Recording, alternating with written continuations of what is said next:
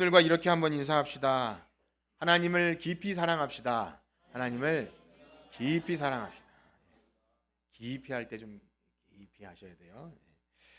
예, 우리는 지난 2월과 3월 그리고 4월 지난주 한 수요일까지 두 달 한 조금 더 요한복음을 마쳤고요. 이제 지난 목요일부터 그동안 접어두었던 창세기 말씀을 다시 묵상하게 되었습니다. 어떠신가요? 우리 교회가 함께 묵상하는 이 매일 성경 순서를 따라서 잘 말씀을 묵상하고 계십니까? 네, 그렇게 되기를 축복합니다. 그것이 여러분들의 신앙과 삶의 중요한 원동력이 될 것입니다. 4월 오늘 주일을 지나면 한 2주간 정도 남았는데요. 목장 리더분들께서는 이제 매일 성경 5월, 6월 벌써 시간이 되게 빠르죠. 주문을 받아서 저에게 알려주시면 감사하겠습니다. 시간이 굉장히 빠르게 가고 있는데요. 그런데 시간이 가면 갈수록 우리 믿는 신자들, 우리 하나님 백성들은 전에 묵상했던 말씀들을 다시 보게 되는 그 기회가, 그 빈도가 점점 늘어나지 않습니까? 그렇죠. 오늘 같은 창세기 22장 그 아브라함과 이삭 그 번제 사건은 이제 유명한 말씀인데요. 그러면 이제 전에 봤기 때문에 우리가 좀 이제 이 내용을 아는 것 같아서 좀 쉽다고 말하면 그렇지만 익숙하니까 좀 그래도 알고 있는 것 안에서 좀 더 이해가 더 밝아지고 그렇게 되어야 하지 않을까요? 그렇죠? 제가 이런 말씀을 드리는 이유는 저조차도 그것이 좀 힘들다는 말씀을 드리는 겁니다. 여러분은 어떠하신지 모르겠어요. 젊은 그래도 어린 저 같은 목사도 이렇게 가물가물하고 그런데 우리 성도님 어르신들은 얼마나 더 어려우실까 그런 생각을 해봅니다. 지난 주일에 무슨 말씀 들었는지 혹시 기억하십니까? 지난주도 기억 못하는데 제가 한 두세 달 전에 드렸던 창세기 혹은 6년 전에 이 매일 성경 6년 주기로 돌아가는데 그것을 기억하냐고 묻는 것도 이상한 거고 저도 전에 했던 것을 펼쳐보면 내가 이런 설교를 했나 싶을 정도로 낯선데 잘 우리의 기억은 그 AI가 발전하는 것처럼 발전하지 않고 늘 도태하는 것 같습니다. 좀 희미해지고 그래서 그것이 좀 어떻게 이럴 수 있을까 생각하다가도 한편으로 참 감사한 것은 교회는요 시대의 변화에 따라 늘 새로운 이야기를 앞서가는 이야기를 들려주는 것이 아니라 오래된 복음 하나님께서 만세전부터 이렇게 계획하셨던 그 성경 이야기를 계속 하나님과 그 아들 예수 그리스도의 이야기를 전해주시는 것이기 때문에 이 오래된 복음 이야기를 듣고 또 듣는 것 그것이 교회인 줄 믿습니다. 그럼 어떠신가요? 그렇게 생각이 드십니까? 그래서 우리가 잘 부르는 찬송가 가사처럼 나 항상 듣던 말씀, 나 항상 듣던 말씀, 주 예수 크신 사랑 또 들려주시오 그 노래처럼 항상 듣기를 원하시는 여러분들 되시길 축복합니다. 무엇보다 우리 교회는요 비교적 처음 교회 나오신 분들이 초신자들이 있다 보니까 그분들을 위해서라도 언제나 처음 듣는 것처럼 기초적인 복음 이야기에 집중할 수밖에 없는데요. 사실 교회는 새로운 것을 추구하고 시대의 변화를 따라가기보다 그 오래된 복음 이야기를 더욱 풍성하고 다양하고 또 깊이 있게 묵상하는 것. 사실 세상 인문학도 고전을 읽고 거기서 맛을 발견하지 않습니까? 그렇죠? 아무리 시대가 변해도 여전히 그 고대 철학과 또 섹스피어나 그런 것들이 여전히 읽혀지는 것은 가치가 시간이 지나도 변하지 않는 것처럼 성경은 어떠하겠습니까? 하나님이 직접 지으신 저작물인데 이것은 시간이 지나도 꽃은 마르고 푸른 시들어도 하나님 말씀은 더욱더 그 가치를 더할 줄 믿습니다. 제가 이렇게 말씀드리는 이유는요. 오늘 우리가 읽은 이 창세기 22장은 굉장히 유명한 말씀이에요. 그래도 교회 좀 다녀보신 분들은 잘 안다고 생각하는 말씀이기도 하면서 사실 낯설게 읽으면 굉장히 충격적입니다. 어떻게 이럴 수 있을까? 그런데도 또 은혜가 돼요. 은혜가 되고 그런데 또 그만큼 좀 잘못된 이해를 가지고 어떤 다른 쪽으로 적용이 되고 설교가 되어지고 또 적용하려고 애쓰는 그런 것이 있습니다. 무엇보다 창세기 이 전체 안에서, 그러니까 성경 전체 구도 안에서, 또 창세기 안에서, 그리고 최소한 아브라함의 생애 12장에서 아브라함을 부르시고 여기까지 인도하신 것 정도는 놓고 그 전체적인 틀 안에서 이것을 보지 않으면 이 이야기의 핵심을 놓쳐버리기가 너무나 쉬운 겁니다. 그런데 그렇게 하는 것도 또 쉽지 않아요. 그러니까 제가 지금 말씀드리는 것을 들으셨다면 제가 성경 전체를 보는 관점에서 이 이야기를 보고 또 창세기 안에서 보고 또 아브라함 세계 안에서 본다는 이 말조차가 어려운 거잖아요. 그렇죠? 네, 우리 바로 눈앞에 있는 것도 판단하기 어려운데 그 어떤 큰 거시적인, 그야말로 거시적인 것 아니겠습니까? 쉽지가 않아요. 이 세상 뭐 경제나 뭐 정치나 아니면 세계 돌아가는 것도 큰 틀에서 아무리 봐도 예측하기도 힘들고 그런 것인데, 이 아브라함 생애 전체를 보는 것, 이 하나님께서 주신 말씀, 그리고 이게 고대 문서입니다. 굉장히 오래된 뭐 삼국유사, 삼국사기 비교할 수 없이 그 전에 나온 문서들인데 그것을 우리가 전체적인 틀 안에서 본다는 것은 사실 어려운 겁니다. 그럼 너무나 감사한 것은요, 이미 성경 안에 성경의 기록 목적과 어떻게 봐야 되는지를 너무 친절하게 말씀해 주셨어요. 여러분, 성경의 기록 목적이 뭐죠? 네, 네, 그런 겁니다. 하나님과 그 아들 예수님을 믿고 영생을 얻는 거예요. 쉽죠? 들었던 말씀이에요. 그러니까 성경 어느 내용을 봐도 하나님과 그가 보내신 자 예수 그리스도를 믿고 영생을 얻는 것. 영생은 무엇입니까? 하나님과 그가 보내신 자 아들을 아는 거예요. 그러니까 그것을 알아야 하는 겁니다. 그러니까 성경을 통해서 하나님을 알고 예수님을 아는 것, 그것이 구원이고 영생이고 성경 기록 목적이 그겁니다. 그러니까 그걸 놓치지 않으면 되는 거예요. 그리고 그 수많은 경건한 주의 종들을 통해서 이것이 교리적으로 잘 정리가 돼요. 아브라함 이야기를 봐도 예수님 이야기로 연결할 수 있도록 성경 자체가 얘기하고 전 세계 교회에서 오랜 시간 설교가 되어지고 그렇게 전하여준 복음이 오늘날 우리에게까지 와서 교회가 세워지고 오늘도 우리가 예수님을 믿게 된 것입니다. 그렇죠? 그런데요, 문제는 내가, 여러분 자신이 그것을 보고 듣고 맛보고 경험하지 않으면 아무리 제가 이 엄청난 거라 그래도 별로 실감이 안 납니다. 들으면서 그래서 그게 뭔데? 라고 할 수밖에 없는 거예요. 그야말로 관계가 없다는 거죠. 나와 어떤 접점이 없는 거예요. 네, 여러분들이 이해를 돕기 위해서 좀 부끄러운 제 이야기를 드리면, 사실 저는 이제 교회와 가정 중심의 삶을 살아갑니다. 얼마나 그렇죠? 저는 교회와 가정 중심의 삶을 살아가서 뭐 뉴스를 통해 들려오는 세상 돌아가는 이야기, 뭐 전쟁, 주식, 뭐 경제, 뭐 물론 이렇게 뭐 보는 건 있지만 그렇게 크게 와닿지 않아서 잘 기도 제목도 찾지 못해요. 그래서 뭐 뉴스에서 뭐가 어떻고 뭐 주식이 어떻고 코스피가 어떻고 숫자를 봐도 아무런 감각이 없어요. 그런데 어쩌다가 주식 몇 개를 가졌더니 이 숫자가 어떤 의미인지 알겠는 거예요. 숫자가 올라가는 게 어떤 의미인지 그제서야 느낌이 오는 거죠. 그렇구나. 목사가 주식 얘기하면 너무 좀 불건강한 건데, 그런데도 꼭 그런 건 아닌데 내가 이걸 모르니까 유가가 어떻고 뭐 전쟁이 어떻고 사실 관심이 없었거든요. 나는 우리 교회, 우리 가정 이렇게 생각하는데 그것이 그렇지 않다는 것을 느꼈어요. 그래서 관계가 형성이 됐구나. 내가 가진 뭐 예를 들면 삼성 주식이라면 그것이 트럼프가 전쟁을 일으키니까 뭐 그렇게 되는구나가 느껴지니까 삼성이 잘 돼야겠구나. 우리나라가 경제적으로 좀 잘 살아야겠구나. 이런 것이 느껴지는 부끄러운 얘기죠. 이 나이 먹도록 뭐 주식도 잘 모르고 이렇게 사는데요. 그런데요, 그래도 권장하진 않습니다. 왜냐하면 굉장히 거기에 시선이 많이 들어가요. 생각도 많이 들어가고 그 검색도 하다 보면 유튜브 알고리즘이 자꾸 그런 것에 관심을 두게 돼요. 그러면 자연스럽게 말씀과 기도보다 되기 때문에 권장을 하지 않습니다만 부끄러운 예를 드린 이유는 그거예요.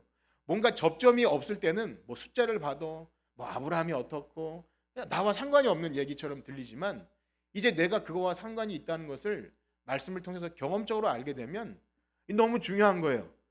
알아야 하는 거죠. 그리고 누군가에게 말해주고 싶은 것이 바로 이 성경 이야기입니다. 그래서 오늘 이 아브라함 이야기는요, 이삭을 번제로 바치는 이야기는 우주 만물을 지으신 창조주 하나님과 인간의 접점이 어떻게 보면 가장 극명하게 마주 대하는 지점이 아닌가 싶어요.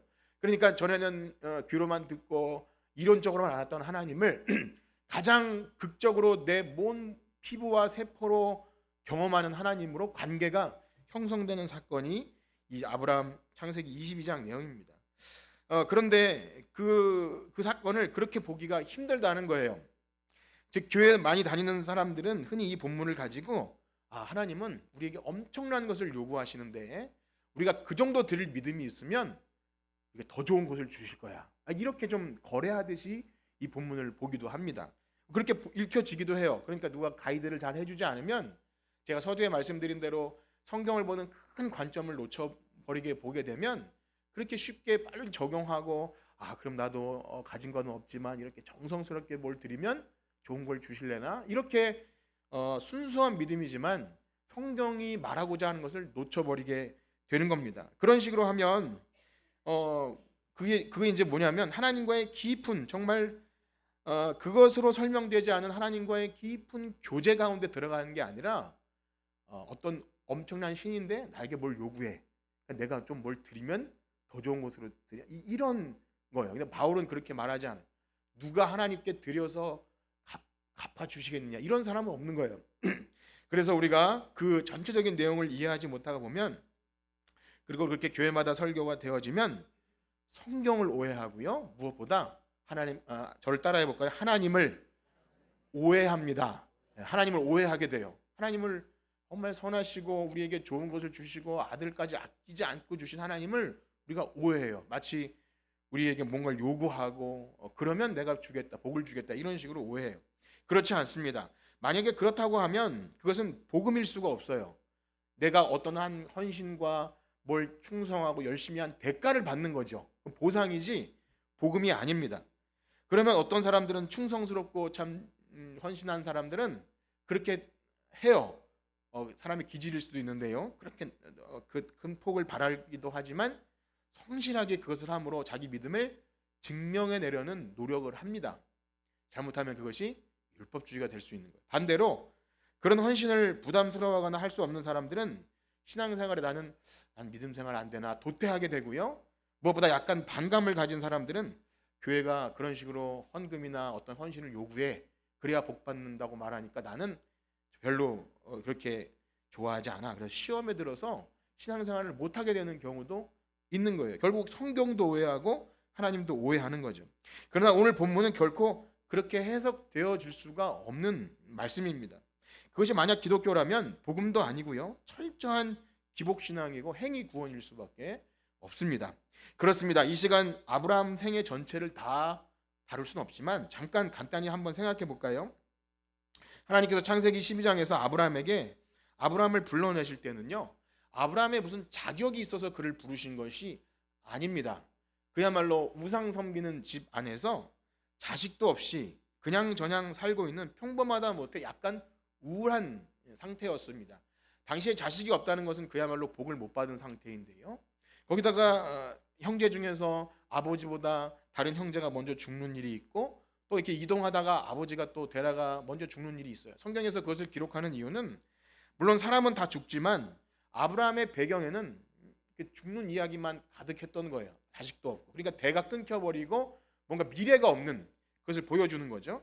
그런데 갑자기 어느 날 하나님께서 아브라함을 부르세요. 아브라함아, 너 고향과 친척과 아버지의 집을 떠나 내가 내게 지시할 땅으로 가라. 그런 좀 황당한 말씀을 하시는 겁니다. 사실 고대 근동에서는요, 이 고향 친척 아버지의 집은 그야말로 자기의 존재 자체예요. 그걸 떠난다는 것은 더 이상 살아갈 수 있는 어떤 의미가 없어요. 그러니까 여러분들이 생각하기에 이해하기 쉽게 여러분들이 그래도 살아갈 때 이것만은 있어야 된다고 하는 어떤 물질적, 비물질적 어떤 관계 또 형성하는 모든 것들이에요. 그런데 그것을 버리고 하나님과 관계가 이루어지기 위해서 떠나라고 하시는 거죠. 사실은 쉽지 않습니다. 그러니까 아브라함이 그렇게 떠나 나서긴 했지만 아브라함이 어떤 믿음이 있는 상태가 아닙니다. 그러니까 우리가 생각하는 그때부터 하나님께 엄청난 어떤 헌신과 내가 하나님이 아니면 안 되겠다는 그런 것이 있는 게 아니라 좀 이렇게 말씀드리면 그렇지만 사실 얼떨결에 가실지 몰라요. 하늘에서 음성이 들리고 엄청난 신이 말씀하시니까. 그래서 중간중간 하나님께 다시 물어요. 하나님, 제가 무엇을 근거로 이걸 믿을 수 있습니까? 그리고 주신다고 해놓고 당장 주시지도 않으니까 사실은 참 안타깝습니다. 이 집에 길리운 이 종이나 아들로 삼으면 좋겠습니다. 적당히 타협하려고 그래요. 아브라함이 계속 그렇게 하면서 어떤 근거를 얘기해요. 그러니까 무엇을 근거로 제가 하나님께 제 삶을 베팅할 수 있겠습니까? 뭐 어떤 지표가 있는 것도 아니고 어떤 이렇게 예를 들면 주식을 살려면 그 기업이 어떻고 뭐 이런 거가 있어야 하는 건데 도대체 하나님이 어떤 분이시길래 제가 하나님께 내 삶을 다 베팅할 수 있겠습니까를 자꾸 묻는 거예요. 그러니까 믿음은요, 믿음이 좋다라고 하는 것은 진짜 덮어놓고 믿는 게 아니라 근거를 생각해야 돼요. 성경 말씀이 뭐라고 하는지, 내가 뭘 목사님이 말한 걸 무슨 근거로 믿을 수 있는지를 자꾸 궁금해하시고 물으셔야 됩니다. 지난주에 말씀드린 처럼 도마가 긍정적인 의심을 한 것처럼 정말 부활이 진짜라면 어떤 근거가 있는가를 궁금해하기도 하셔야 돼요. 만약에 그것이 아니라 기독교 신앙이 덮어놓고 믿는 거라면 건강하지 못한 거예요. 여러분, 그것은요, 기독교가 아니더라도 다른 종교에도 그냥 믿어버리는 경우가 있거든요. 그 믿음 좋다고 말할까요? 믿음 좋다고 하겠지만 기독교의 믿음이라고 하는 게 아닙니다. 그러니까 내가 기독교 집안에 태어났기에 믿게 될 수도 있고요. 만약에 다른 집안에 태어나도 자기 성향에 따라 잘 믿는 사람이 될 수도 있는 거예요. 그러니까 그냥 어떤 근거 없이 그냥 믿어버리는 것을 믿음이라고 하는 게 아니라 오랜 시간 안에서 의심도 하고 또 증거도 찾고 또 하나님이 누구신지 알려고 하는 애씀이 있어야 한다는 겁니다. 그것 없이 나는 믿음이 너무 좋아할 때 그것은 맹신인지를 확인해 보셔야 합니다. 자, 그러면 하나님이 무엇을 가지고 아브라함에게 내가 믿을 만한지를 나타내십니까? 네, 하나님이 무엇을 근거로 내세우시죠? 하나님이 좋아하시는 것. 하나님께서 무엇을 통해 사람과 관계를 맺으신다고 그랬죠? 예, 따라해 봅시다. 언약. 예, 여기 우등생이 한 명 앉아 계시네요. 예, 제가 한 주일 동안 계속 한 언약에 대해서 엄청 말씀드렸는데 하나님은요, 인간과 관계를 맺으실 때 언약을 통해서 관계 맺기를 기뻐하신다 그랬어요. 그래서 아브라함에게 언약하시는 거예요. 하나님의 전능하신 하나님의 이름을 걸고 내 삶 전체를 걸고 내가 너에게 약속한 것을 주겠다. 그렇게 계약서를 써주시는 거예요. 그 언약을 말로만 하는 게 아니라 실제 계약서를 써주세요. 오늘날 부동산 계약을 쓰고 무슨 약관에 도장을 찍듯이 그렇게 해주세요. 뭐 인감도장, 주민등록증 그런 건 없다 할지라도 하나님이 그렇게 해주시는 거예요. 그것이 언약입니다. 하나님이 직접 계약서를 작성해 주세요. 그런데 그 계약에는 조건이 있겠죠. 조건. 오늘날 우리는 계약을 생각해 보세요. 여러분, 부동산 계약하고 했는데 계약 안 지키면 어떻게 되는 거예요? 일단 계약금을 잃어버리는 거죠. 예를 들어 최소한 그런 거고, 뭘 해도 약관이 있어서 뭐 예금을 해도 원금을 보장할지 안 할지 뭐 이런 것들이 있어요. 그 세부 항목. 약관을 제대로 보지 않고 이제 당하는 경우도 있지만 어쨌든 약관이 있는 거예요. 조건들이 있는데 고대 근동의 계약은요, 종이에 써서 인감도장을 찍는 방식이 아니라 두 사람이 짐승을 쪼개놓고 그 사이를 같이 걸어갑니다. 구약은 약간 짐승 피 이런 게 많이 나오죠. 그 사이를 걸어가면서 만약 둘 중에 한 명이 이 계약을, 약속을 파기하면 이 짐승처럼 쪼개질 것이다 라고 하는 엄숙한 언약식을 맺는 거예요. 그게 고대 근동의 계약 방식이었어요. 놀라운 사실은 하나님께서 아브라함에게 그 계약서를 써주실 때 그 쪼갠 고기 사이로 아브라함아, 우리 같이 걸어가서 둘 중에 하나라도 약속 어기면 죽는 거다 이렇게 하셨을까요? 그렇지 않아요. 하나님께서 불로 혼자 지나가세요. 이게 뭐죠? 네.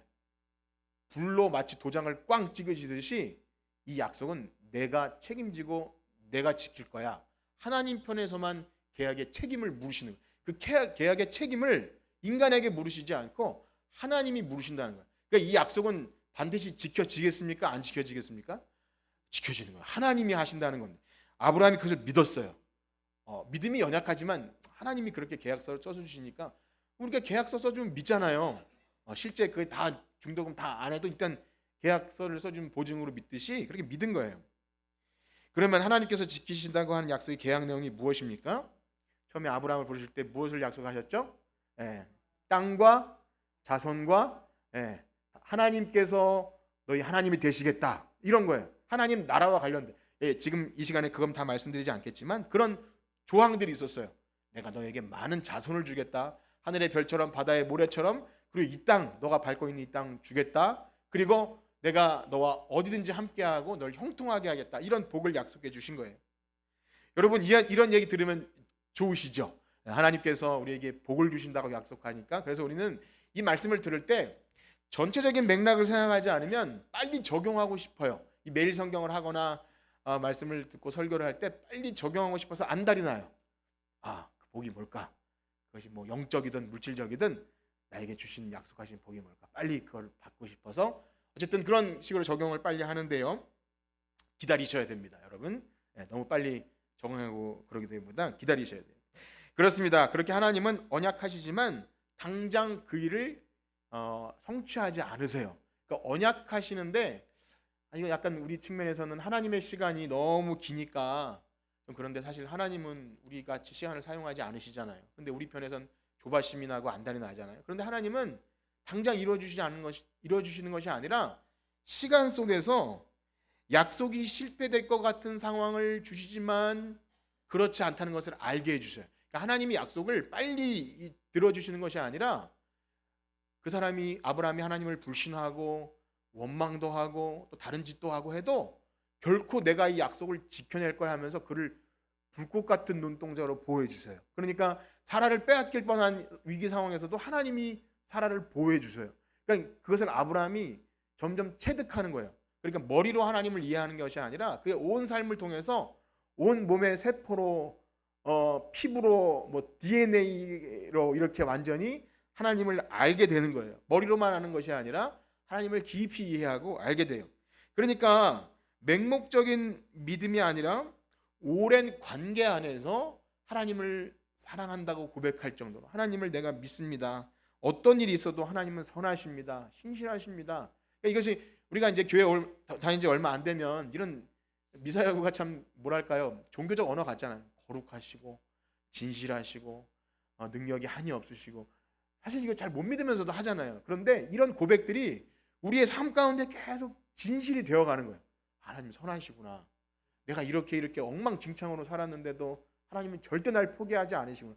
그러면 그 주에 예배 드릴 때 은혜가 넘치죠. 아닌가요?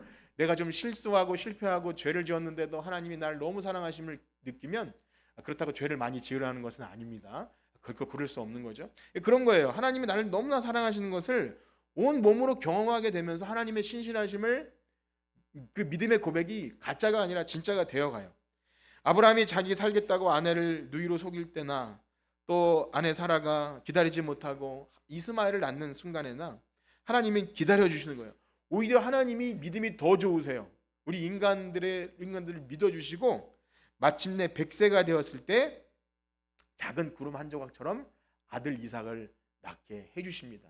이제 그러면 된 건가요? 아들 낳으면 된 게 아니죠. 하나님의 약속이 뭐라 그랬죠?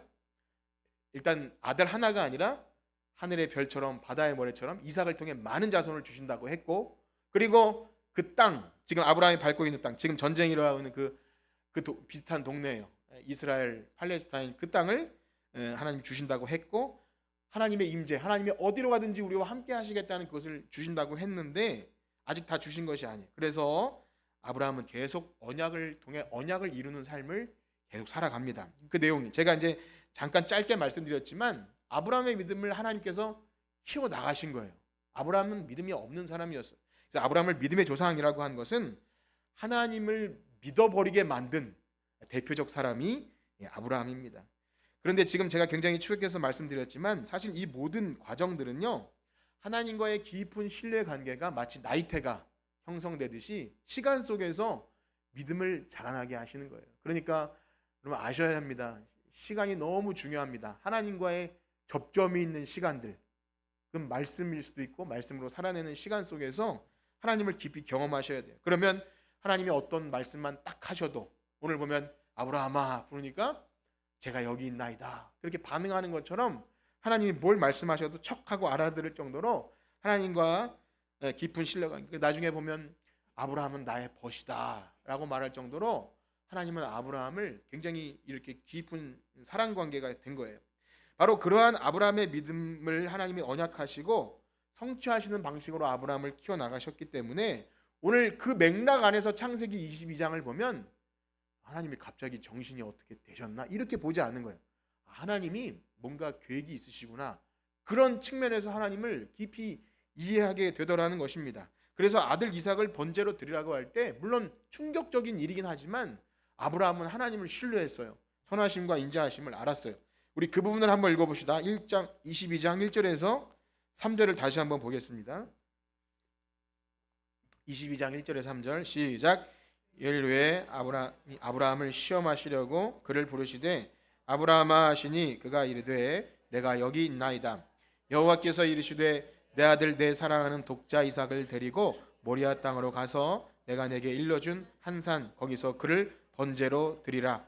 아브라함이 아침에 일찍 일어나 나귀의 안장을 지우고 두 종과 그의 아들 이삭을 데리고 번제했을 나무를 쪼개어 가지고 떠나 하나님이 자기에게 일러주신 곳으로 아멘. 항상 하나님은 아브라함에게 내가 일러준 한 곳으로 가서 거기서 번제를 드리라. 그런 12장과 비슷한데요. 여기 1절에 그 일 후에라는 의미는 사실 앞에 이제 21장의 내용뿐만이 아니라 제가 간략하게 설명드린 아브라함의 전 생애 이후에라는 겁니다. 그러니까 하나님께서 아브라함을 그냥 갑자기 뜬금없이 이해 안 되는 명령을 하신 것이 아니라 그렇게 아브라함을 다루어 오신 거죠. 하나님과의 깊은 신뢰 관계 속에서 아브라함에게 명령을 하신 거예요. 물론 이해는 되지 않습니다. 이 아들을 죽여서 태워서 드리는 제사 방식, 이 번제는요. 여러분들이 생각하기에 그 고대 영화에 나오는 그 짐승을 태워 드리는 제사인데요. 특별히 가나안 땅에는요. 풍요와 다산 뭐 그런 걸 위해서 진짜 자식을 불에 태워 드렸다고 합니다. 그런 이야기가 전해져요. 그런데 하나님이 그것을 굉장히 가증스럽게 여기셨어요. 이방 우상 제사 방식대로 하지 말라라는 것이 하나님 명령입니다. 그런데 그 하나님이 그런 명령을 하셨다면 둘 중에 하나죠. 이 하나님이 아니거나 하나님이 어떻게 되셨거나 그거예요. 그러니까 아브라함은 의심해 볼 수도 있는 상황입니다. 그런데 우리는 잘 알지 못하지만 아브라함은 하나님의 음성임을 분명히 알았고 하나님과의 소통 방식이 있었기 때문에 이것은 하나님이 명령하시는 거다 그렇게 알았던 거예요. 그러나 아브라함은 하나님이 이런 명령을 하실 때 이미 그의 온 모든 삶과 온몸의 기억 세포 속에 새겨진 하나님이 어떤 분이라는 그 지식이 하나님을 아는 지식이 있었기 때문에 그것을 기반으로 이 명령을 들었던 겁니다. 작동한 거예요. 그러니까 이것이 작동하지 않으면 말씀이 우리에게 이렇게 들려질 때 이런 하나님과의 관계가 없으면 굉장히 오해해요. 하나님을 오해하고 목사님이 나에게 뭘 요구하나? 뭐 이렇게 오해하게 되는 거예요. 그리고 뭐 이 땅에 살면서 뭐 하나님께서 명령하신 것들 굉장히 어렵고 율법적이고 지키지도 못할 어떤 것을 요구한다고 잘못 생각합니다. 그런데 아브라함은 알았어요. 그분은 우주 만물을 창조하신 하나님이시다. 생명을 귀중하게 여기시고 선하시며 능력이 한이 없으시며 무엇보다 언약을 신실하게 지키는 분이다. 이제까지 하나님이 주신 언약이 있는데 이 언약을 하나님이 지키실 것인데 만약 이 아들을 죽이면 하나님의 언약이 이루어지지 않는 것인데 하나님이 책임지실 것 아닌가? 이런 하나님에 대한 이해가 있었던 거예요. 그렇기 때문에 아브라함은 하나님께서 이 아이를 통해서 수많은 민족을 주실 것 그리고 이 땅을 주실 것에 대한 그것 때문에 모든 일의 결과는 하나님이 책임지실 것을 믿고 그 말씀대로 순종하며 걸어가는 거예요. 장작을 준비하고 아들과 함께 갑니다. 즉 그냥 덮어놓고 믿는 것이 아니라 온 삶에서 하나님과의 관계 안에 형성된 그 믿음과 신뢰가 그분의 말씀에 대한 순종으로 이루어지는 거예요.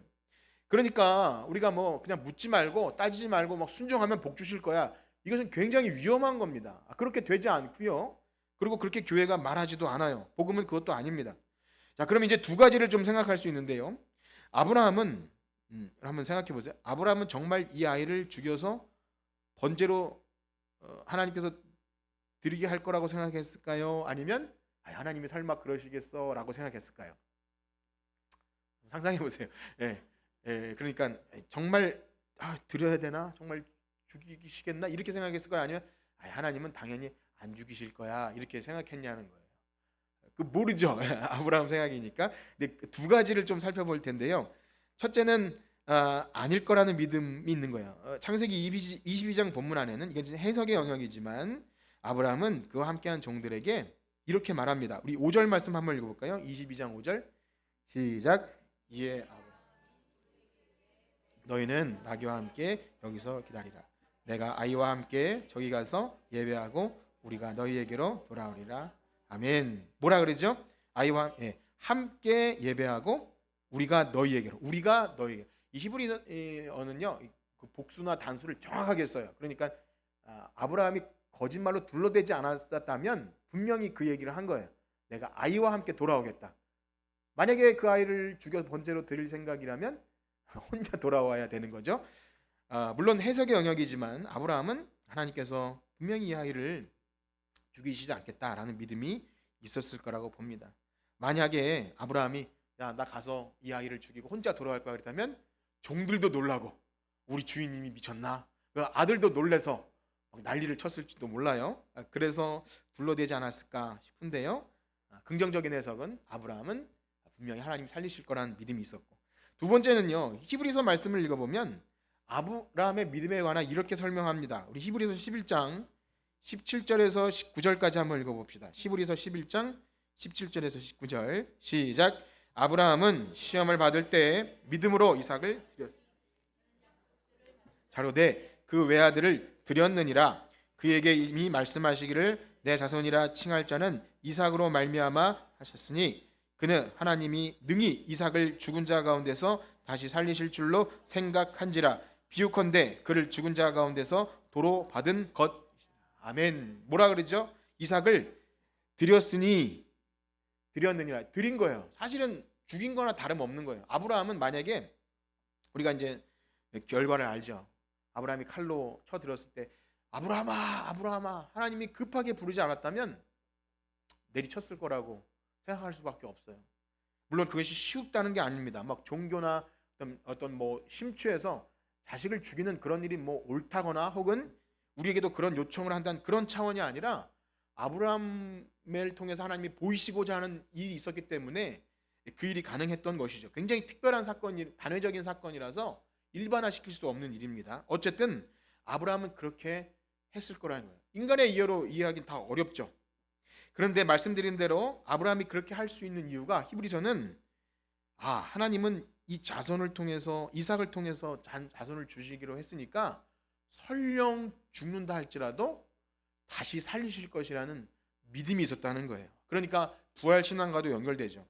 그러니까 우리가 일반적인 생각, 죽여도 다시 살 거야 이런 간단한 차원이 아니라 생명의 주관자이신 하나님이 이 생명을 구원하실 거다.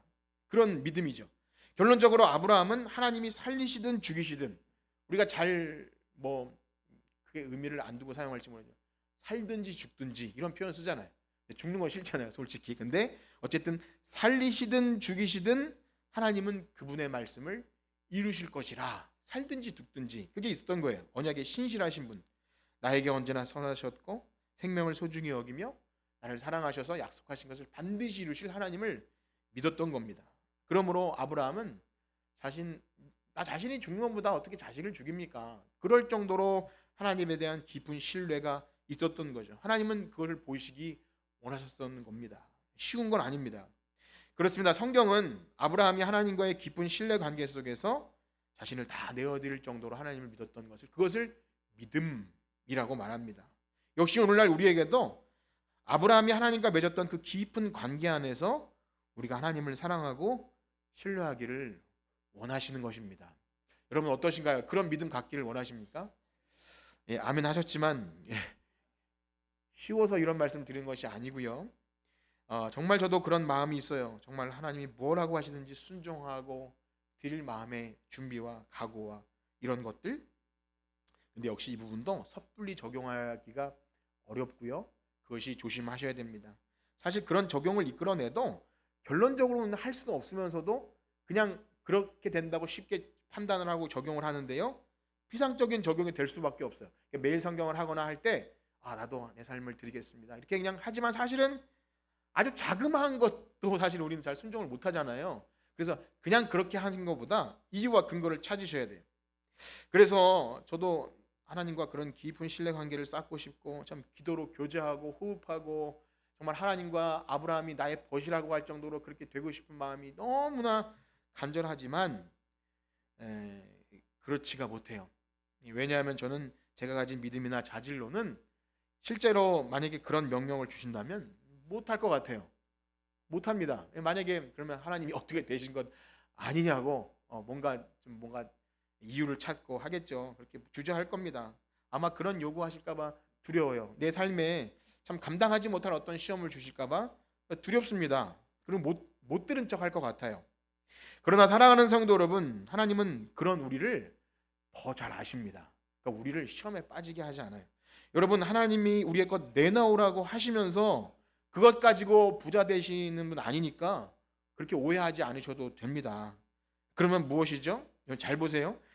하나님께서 아브라함 사건, 이삭을 제단으로 드리라고 했다가 이 사건을 통해서 우리에게 보여주시고자 하는 것이 있다는 거예요. 그래서 이제 우리는 그것을 미리 보여준다. 그래서 계시라는 용어를 쓰는데요. 아브라함 자신에게도 그것을 깨닫게 하시고 이 성경을 통해 보는 우리들에게도 우리가 가져야 될 믿음이 무엇인지를 미리 보여주시는 거예요. 그래서 구원 계시, 구속 계시라는 용어를 쓰는데 미리 보여주는 겁니다. 펼쳐서 보여주는 거예요. 무엇입니까? 아브라함이 깨닫게 된 하나님 아버지의 심정. 그러니까 하나님이 세상을 이처럼 사랑하사 도대체 어떤 방식으로 우리를 구원하실지를 미리 아브라함 사건을 통해 계시해 보여주시는 거예요. 도대체 하나님이 무엇을 주시려고 나에게 이런 요구를 하실지 아브라함은 구체적으로 몰랐을 거예요. 그런데 그 순종을 통해서 하나님이 우리를 이 죄인을 어떻게 구원하실지를 보여주는 모델로 사용하신 겁니다. 저는 이 부분에서 우리가 최근에 읽은 요한복음 말씀이 떠올랐는데요. 너무 귀한 말씀이죠. 예수님께서 사람의 몸을 입고 이 땅에 오셔서 십자가를 지시는 그 어마어마한 일을 하신 그 이유, 그것을 뭐라고 예수님 말씀하십니까? 우리 한번 읽어볼까요? 요한복음 5장, 벌써 읽은 지 꽤 오래돼서 기억하실지 모르겠지만 5장 19절에서 21절 말씀인데요. 5장 19절에서 21절 다 같이 읽어봅시다. 19절인데요. 5장인데 제가 15장이라고 잘못 말씀드린 것 같아요. 네. 자, 5장 19절 시작. 그러므로 예수께서 그들에게 이르시되 내가 진실로 진실로 너희에게 이르노니 아들이 아버지께서 하시는 일을 보지 않고는 아무것도 스스로 할 수 없나니 아버지께서 행하시는 그것을 아들도 그와 같이 행하느니라. 아버지께서 아들을 사랑하사 자기가 행하시는 것을 다 아들에게 보이시고 또 그보다 더 큰 일을 보이사 너희로 놀랍게 여기게 하시리라. 아버지께서 죽은 자들을 일으켜 살리심같이 아들도 자기가 원하는 자들을 살리느니라. 아멘. 이 시간 요한복음을 많이 말씀드릴 수 없지만 예수님은요, 하나님 아버지 성부 하나님을 너무 사랑하신 거예요.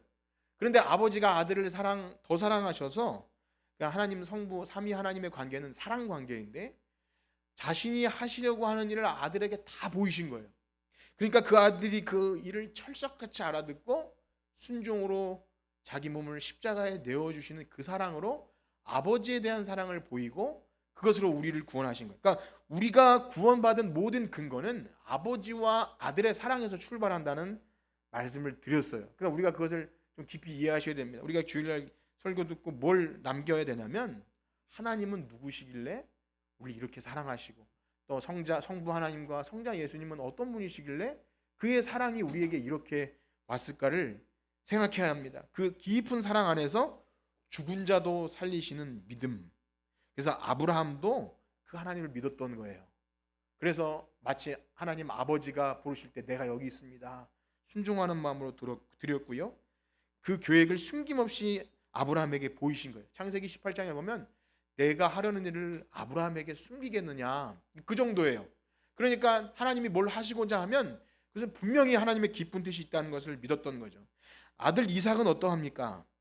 우리는 이제 어릴 때부터 성경을 보고 또 물어봐도 제가 혹시 이삭이 이때 나이가 몇 살쯤 됐을 거예요? 물어보면 여러분 몇 살쯤 된 것 같아요? 대략 한 7살, 8살, 9살, 10살 정도 되는 꼬마애라고 생각하기 쉽지만 나이를 계산해 보면 이삭의 나이가 대략 한 37살 정도 됩니다. 다 큰 청년을 넘어서 가장 힘센 나이라고 할 수 있는 거예요. 그럼 아브라함은 몇 살이에요? 이제 100살 아들에 나왔으니까 137살 된 꼬부랑 할아버지가 그 아들을 뭐 완력으로 잡아 묶어서 드린 것이 아니겠죠. 그 아버지가 그렇게 하신다고 하니 순종함으로 자기가 스스로 누웠을 거예요. 그리고 아버지가 어떻게 하시든지 순종한 거예요. 그래서 이삭도 그리스도를 예표합니다. 장작을 지고 모리아 산을 오른 그 모습은 바로 십자가를 지고 골고다 언덕을 오르신 예수 그리스도를 보게 하는 거예요. 그래서 이 아브라함 이삭 바치는 사건은요, 구원 계시에 있어서 가장 극명한 대표적인 모델이 됩니다. 그래서 이 사건을 통해서 우리가 익히 들은 그 여호와 이레 무슨 뜻이죠? 한번 읽어볼까요? 22장 13절에서 14절 말씀 한번 읽어볼까요? 22장 13절에서 14절 시작. 아브라함이 눈을 들어 살펴본즉 한 순양이 뒤에 있는데 풀이 불에 걸려 있는지라. 아브라함이 가서 그 순양을 가져다가 아들을 대신하여 번제로 드렸더라. 아브라함이 그 땅 이름을 여호와 이레라 하였으므로 오늘날까지 사람 준비되리라 하더라. 아멘. 교회 처음 나오신 지 얼마 안 되신 분들, 아브라함은 아들 이삭을 안 죽였습니다. 그리고 어떻게 되면 하나님께서 다른 번제할 양을 준비하셨어요. 그래서 여호와 이레 준비하시라는데요. 이 이레라는 뜻은 사실은 보이시리라는 뜻이에요. 그가 나타내 보이시리라. 양을 보이셨지만 아들을 대신하여 드릴 속죄 양을 준비하셨고요. 그리고 이 산, 이 모리아 산은요, 훗날 다윗이 범죄해서 하나님께 제사를 드렸던 아라우나의 타작마당이 이 자리고요. 나중에 솔로몬 성전이 세워진 자리가 이 자리죠.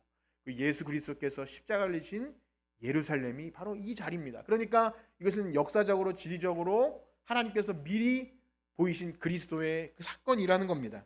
바로 그것입니다. 우리가 이 아브라함 사건을 볼 때 그것을 보셔야 돼요. 그것을 못 보고 내가 엄청난 것을 드리면 복을 줄 거라고 단순히 여기면 하지도 못하고 좌절감만 느끼고 늘 우리의 부족함을 느껴요.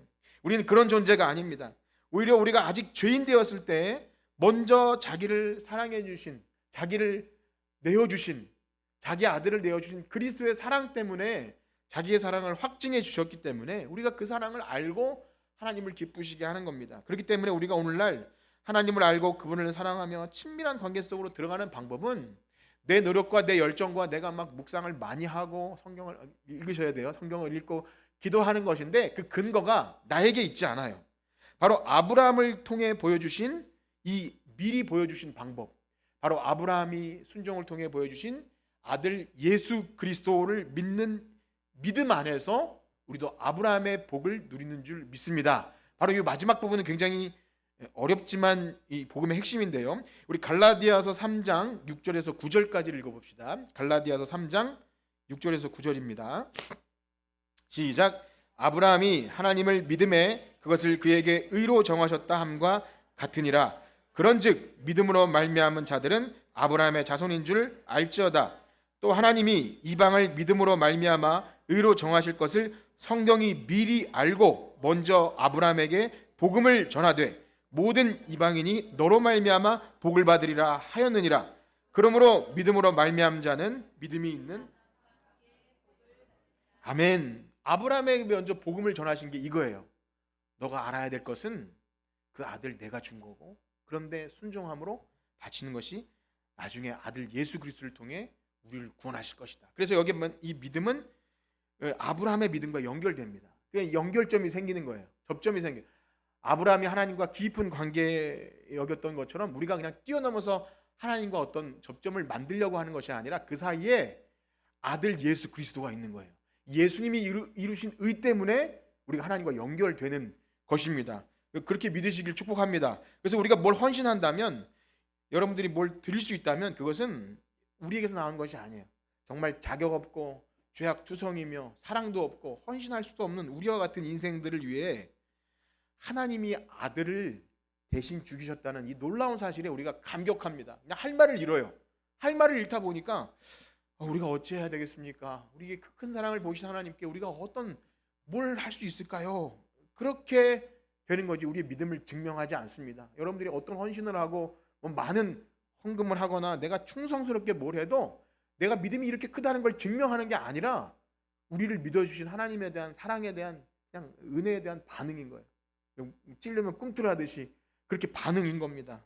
사랑하는 성도 여러분, 우리가 주님께 드릴 것은 이거예요. 고작 이거예요. 고작이라고 했지만 엄청난 거죠. 그 사랑을 깨달았다는 것만 해도 엄청난 거죠.